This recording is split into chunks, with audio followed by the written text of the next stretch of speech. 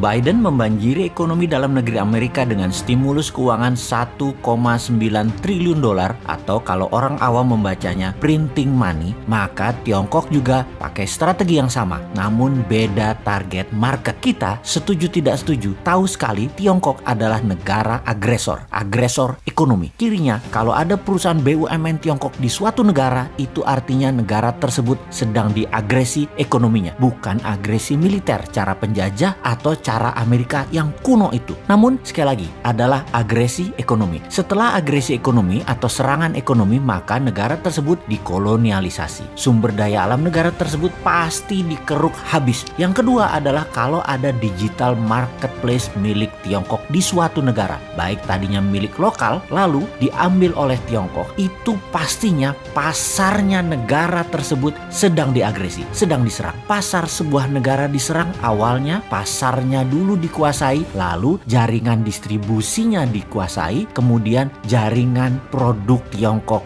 masuk. Kemudian ketika sistem pembayaran non-tunai asing masuk atau pembayaran non-tunai milik lokal kemudian dicaplok Tiongkok langsung atau tidak langsung, ini artinya sistem keuangan negara tersebut sedang diagresi. Semua ini terbungkus rapih dengan propaganda manisnya nanti ekonomi suatu negara tersebut jika bergabung dengan Tiongkok nantinya akan indah. Itu janjinya mereka, itu persepsi yang diberikan oleh mereka. Tapi nanti negara tadi suatu hari mereka jadi tua. Nanti negara yang diagresi tadi jadi kurus. Negara yang dikoloni jadi jelek, tak terawat karena nggak ada biaya maintenance, nggak ada biaya krim malam, nggak ada biaya sunblock, nggak ada biaya PRP, nggak dikrimbat rambutnya, nggak dipilates bodinya, nggak dikasih makan sehat tubuhnya. Begitu tua, jelek, penyakitan, pindahlah Tiongkok tadi cari bini baru. Sama, nggak bakal dirawat juga mereka. Ya dipakai terus aja sampai kering. Sedulur, perlukah kita urai apa sih yang negara tersebut atau negara selir-selir Tiongkok itu dikerjainnya? Juga ada pertanyaan, kok banyak sih negara mau jadi selirnya dan harus melayani kaisar Tiongkok tersebut? Strategi ekonominya ya sama seperti informasi di awal, dengan printing money. Itulah mengapa kita katakan berkali-kali, siapa negara yang pakai MMT? Ya hanya Tiongkok dan Amerika. Negara lain pakai teori ekonominya Adam Smith, pakai John Maynard Keynes, pakai ilmu-ilmu itu dah. Lalu bagaimana cara agar setelah SDA sebuah negara sudah di tangan, agresi berikutnya adalah pasar digital atau marketplace, dan setelah itu apa lagi? Yang dilakukan adalah mencekik ekonomi kelas bawah dengan mendapatkan dolar dari negara yang diagresi agar kering mata uang internasionalnya, agar kering mata uang multi currency negara yang diagresi tersebut. Tiongkok memberikan insentif di dalam negerinya. Insentif setiap dapat dolar dibayar renminbi 3 kali lipat. Misalnya baju batik dicetak di Tiongkok, dijual di marketplace. Batik Indonesia, buatan Indonesia, harga pasarannya adalah Rp150.000 untuk atasan. HPP garment di Solo katakan Rp80.000. HPP ini harga pokok di mana-mana di seluruh dunia ya 11-12 lah. Pasti orang semua bahannya sama, hitung-hitungannya pasti sama. Di marketplace tadi dijual Rp50.000 loh atasan tadi. Itu pabrik di seluruh dunia juga bingung. Mereka bisa jual Rp50.000 di bawah HPP. Apa untung? Jadi panik lah para reseller. Borong barang Cina tadi, borong barang Tiongkok tadi, jual di offline,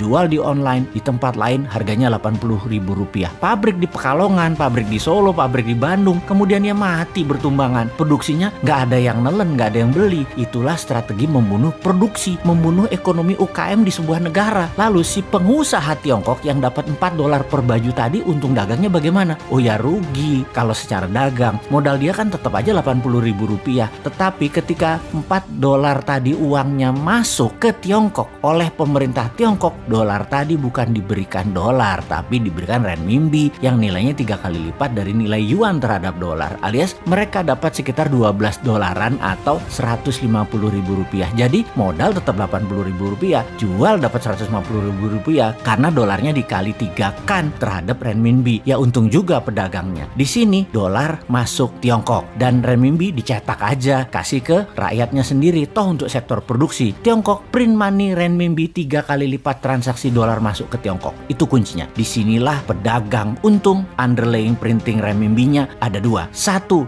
dolar yang nilainya sepertiga, sisanya manufaktur Tiongkok, sektor produktif, nggak bakal inflasi. Itulah teori MMT. Dengan satu strategi printing money, Tiongkok dapat dolar, Tiongkok dapat meningkatkan produksi, Tiongkok mematikan UKM negara koloninya, dan bisnis Tiongkok terus menyedot wilayah-wilayah lainnya lagi. Simpel kan bernegaranya mereka? Kok beginian aja nggak bisa ditiru sih? tempe bener. Nyampe nggak sih ilmu beginian ke pejabat ekonomi dan keuangan negara? Oke lah, sing sabar ya kaum new mind. Kita nonton aja old mind mainin negara. Walau nggak enak nontonnya, agak wahgu, kikuk.